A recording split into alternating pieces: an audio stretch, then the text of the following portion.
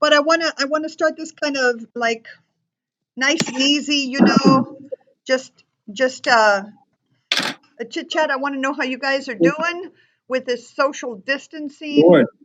with the schools. Very bored. Board. Yeah. How are you, Marcel? It's been hectic with the kids and everything, but other than that, pretty good. Only because I get to drive over here to school, and that's like my free time. Is it really? So, in other words, you're still going to your school to get your work done there? Yes. Oh, that'll I'm work. working mostly from home, but I'm in the office right now because I had a check-in today. I've got another one coming in later. What time So I'm is in the your office just for students to come and turn in work, or if they really need to see me in person for tutoring. But otherwise, everything we're doing online.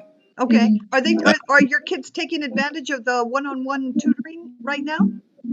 Yeah. I've had a couple students that I've done tutoring with on webcam, so that's been nice, I guess. Good, good. I'm glad to hear. Um, so we're going to talk a little bit about homeschooling versus online schooling. I know you had some great points you brought up to us, AJ. Give us your thoughts. On homeschooling versus online schooling. Online schooling, yes. In other words, most Well, online people, schooling is just consider it the same thing, but we think of it a little differently. Tell me what your thoughts are. You raised some good points when we were first talking about it. Tell me what your thoughts are on that right now. Well, online schooling is just a form of homeschooling, I guess, but only in the sense that you're doing your schoolwork at home. But I think the similarity stops there.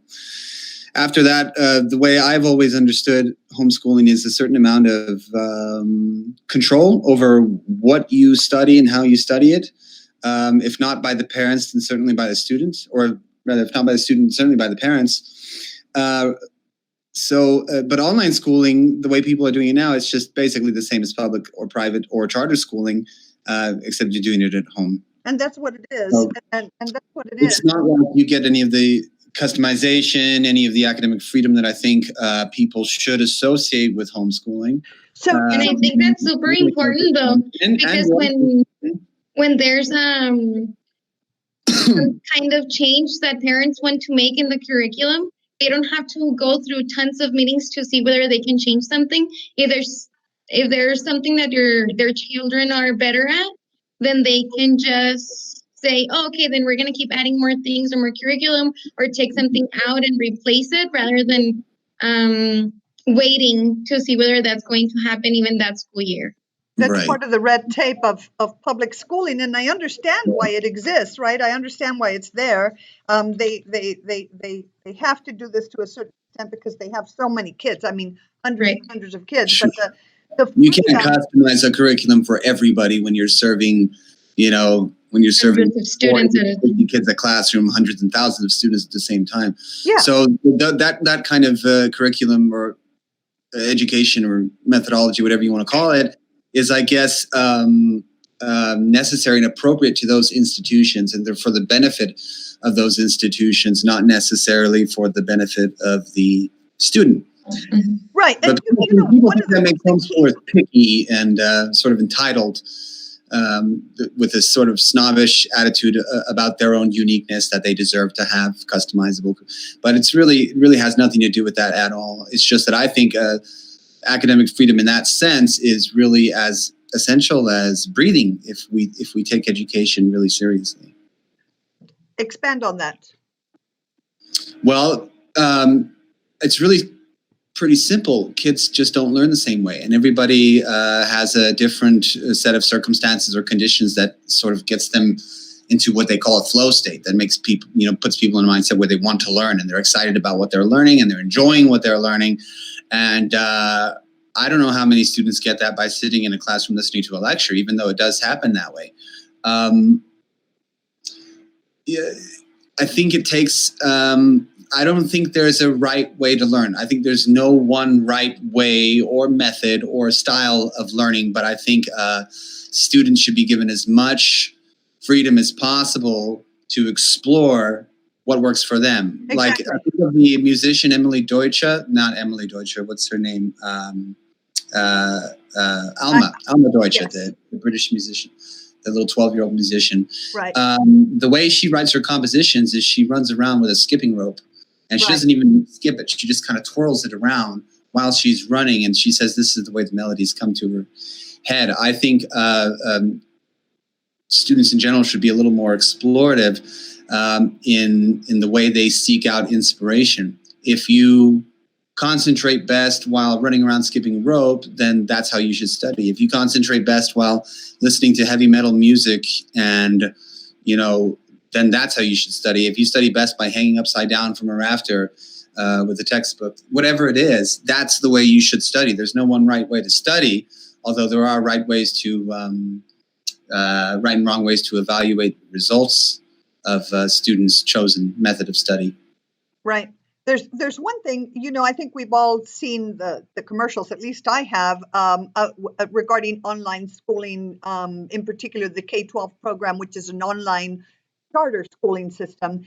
And they talk about engagement, which is something that always catches my attention, because and the commercial shows these children doing these like chemistry tests and all this stuff, and it looks fascinating, but I think it's very hard to have that kind of engagement that they want you to believe is there when the student has no one-on-one contact with either an educator or a classroom.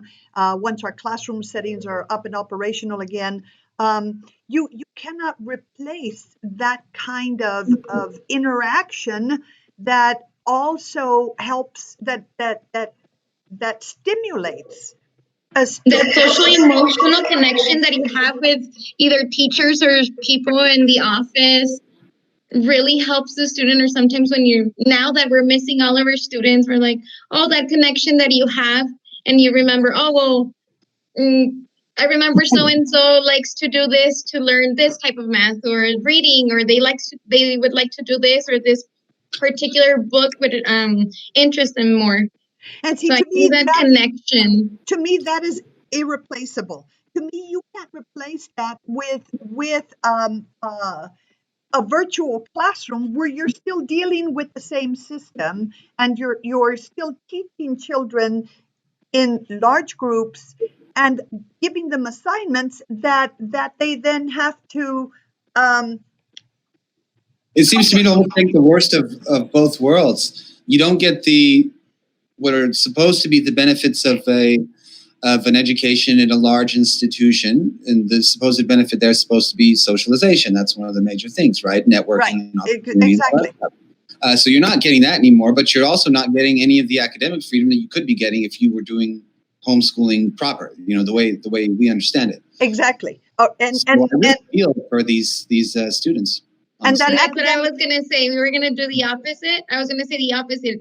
Mm-hmm. At NHHSA, we have the best of both worlds, where we can do that connection online, but also have our student to teacher ratio so small that you're able to have a connection. And even with the parents included, rather than have a big parent-teacher conference, parents are allowed to come every day just to see how your student was doing just that certain day. And that is the socialization issue is solved by extracurricular activities, because that's the question that always comes up.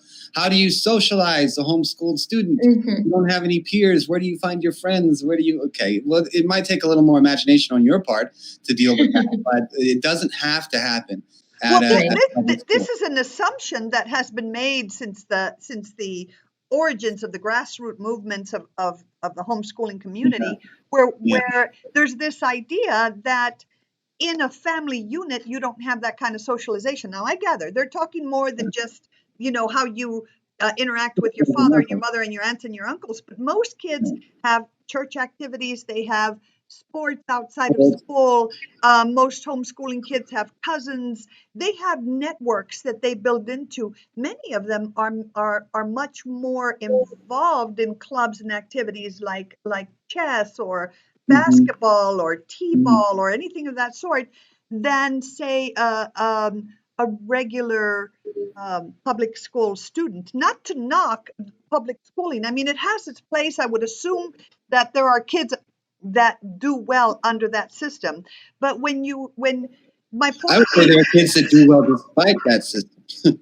despite So that system. Right, right. I'm not so sure that they're doing well because of it, but because they're the kind of student who would do well in just about any environment, really. One that didn't actively crush their, curiosity and tendency to explore. Right.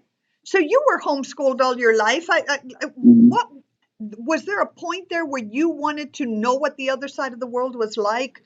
Briefly, I remember, I think at 15 or something, and it's usually for the same reasons that everybody wants to, and that's to socialize with the opposite sex.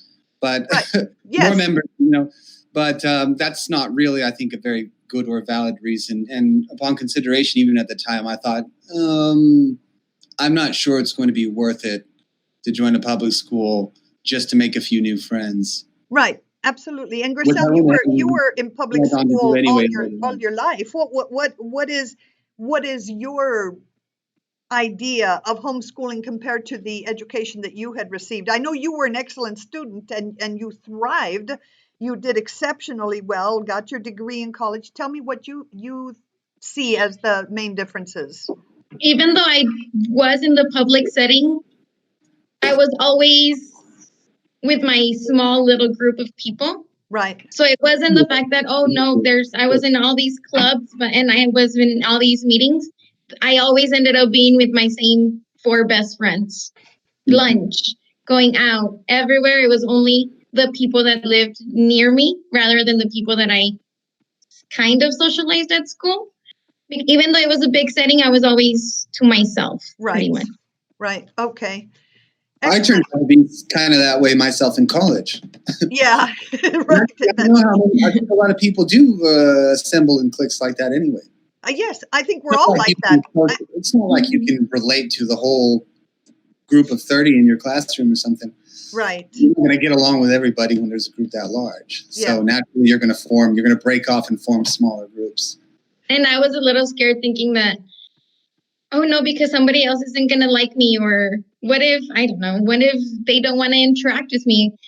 You know what I mean? And it was just the fact that they would be in groups with me because I would do the work, not because they wanted to actually socialize with me outside of the classroom. Oh, okay.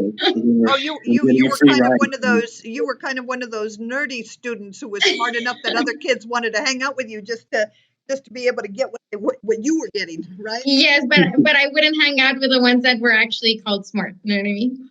Yeah. I was in my own little group, so I wasn't ever like pushed around or bullied. Yeah. Okay, excellent. Closing comments, AJ? No, I don't think I've got anything. Okay, and how about you, Grisel? Well, like I said before, we do have the best of both worlds for parents to choose us or to at least get information so that they can see how it is that we work. Right. Yeah. And yes, and I know we've had to make some accommodations ourselves. We were better prepared than anyone, I think, because we've been doing homeschooling and getting kids their curriculum at home for 25 years. But since then we added our virtual classrooms for those things that we would do as a group, those subjects that we would do as a group in the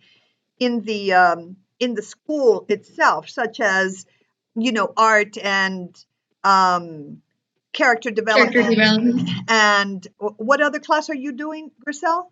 Spanish. I'm teaching Spanish. Right. Those classes that we were doing as a group. I mean, we could even add piano and put that in there if we needed to, if we wanted to go that way. So we've had to make, I wouldn't say we've made adjustments. What we did is we augmented some of the things that we were doing for our homebound students.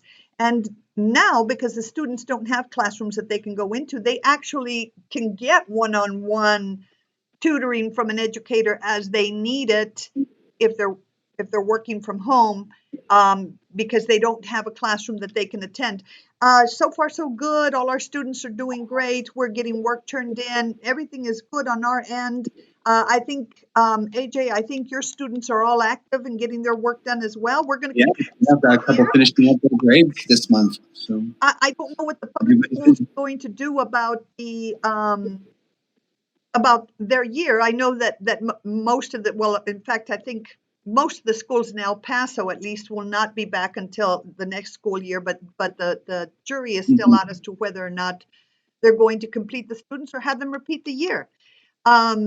I'd like to see students be a little bit more proactive with their own educations and not sort of just passively wait for the schools to reopen. I think now's a good time for you as a student, if you're watching this, to take your education into your own hands a little bit more, take some responsibility, get more curious, and start looking at things for yourself.